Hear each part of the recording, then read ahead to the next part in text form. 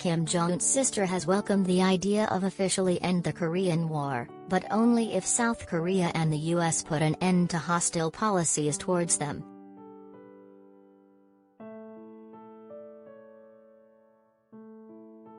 Speaking today, Yo Jong said her country is willing to resume talks with South Korea if conditions, such as convincing Washington to end economic sanctions, were met.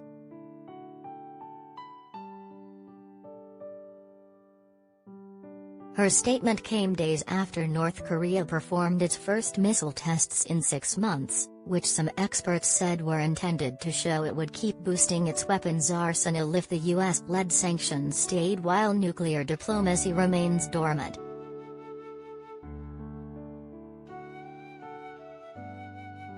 She offered the talks while mentioning South Korean President Moon Jae-in's call, issued in a speech at the UN General Assembly, for a political declaration to end the 1950–53 Korean War as a way to bring peace to the peninsula.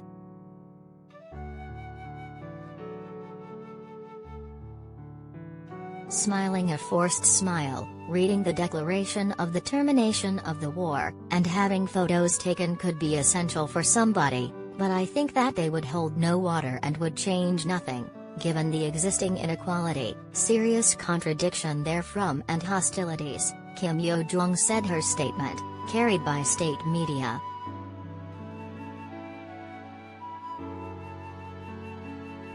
She said North Korea is willing to restore constructive talks with South Korea to discuss how to improve and repair strained ties if the South stops provoking the North with hostile policies, far-fetched assertions and double-dealing standards.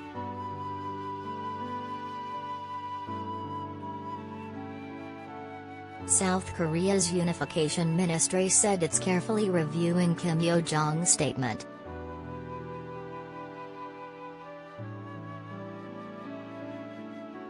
A ministry statement said South Korea will continue its efforts to restore ties with North Korea.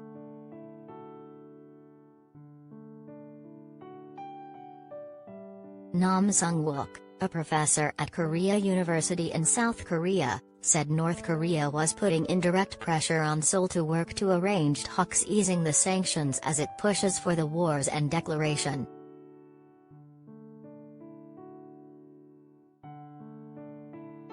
It's like North Korea saying it would welcome talks on the end of the war declaration if lifting the sanctions can also be discussed, Nam said.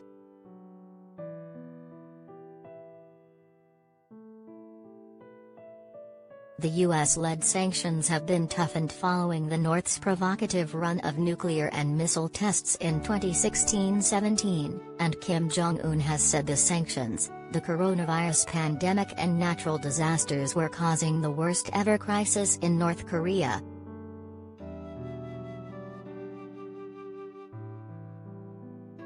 North Korea and the United States are still technically at war because the Korean War ended with an armistice, not a peace treaty.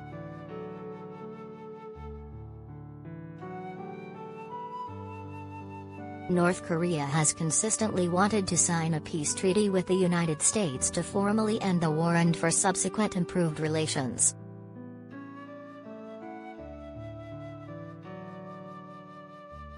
Some experts say the peace treaty could allow North Korea to demand the United States to withdraw its 28,500 troops in South Korea and ease sanctions.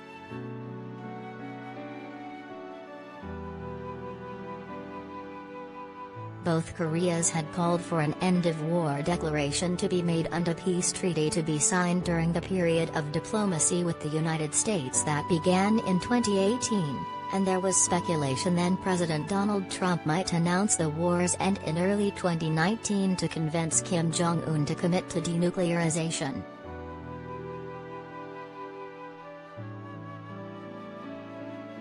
No such announcement was made as the diplomacy faded to a stalemate after Trump rejected Kim Jong-un's calls for lifting the newer, toughened sanctions in return for a limited denuclearization step.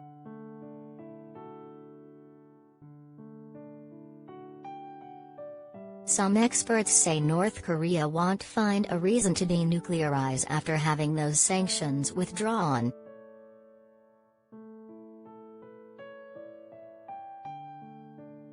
Kim Yo Jong's offer for talks was a stark contrast to a blunt statement by a senior North Korean diplomat issued earlier Friday that the end-of-war declaration could be a smokescreen covering up hostile U.S. policies, usually a reference to the sanctions as well as the U.S. military presence in the South.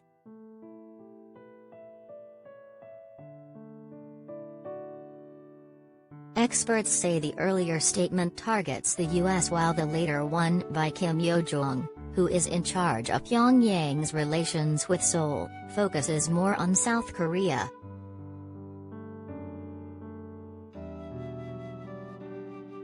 They say both statements want Seoul and Washington to act first and drop sanctions if they want to see the resumption of the nuclear diplomacy.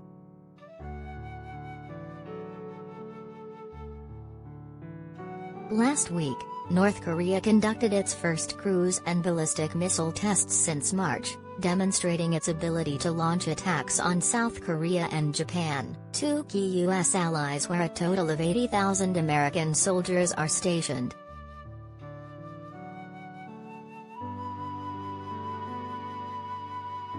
But North Korea still maintains its moratorium on nuclear and long-range missile tests directly targeting the American homeland, a sign that it wants to keep chances for future diplomacy with Washington alive.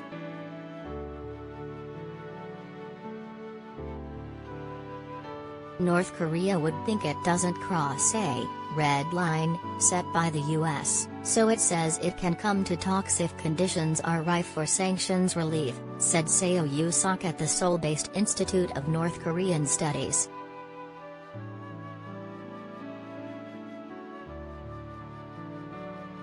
Nam said North Korea is expected to carry out more powerful weapons tests if the US and South Korea don't accept its demand for sanctions relief.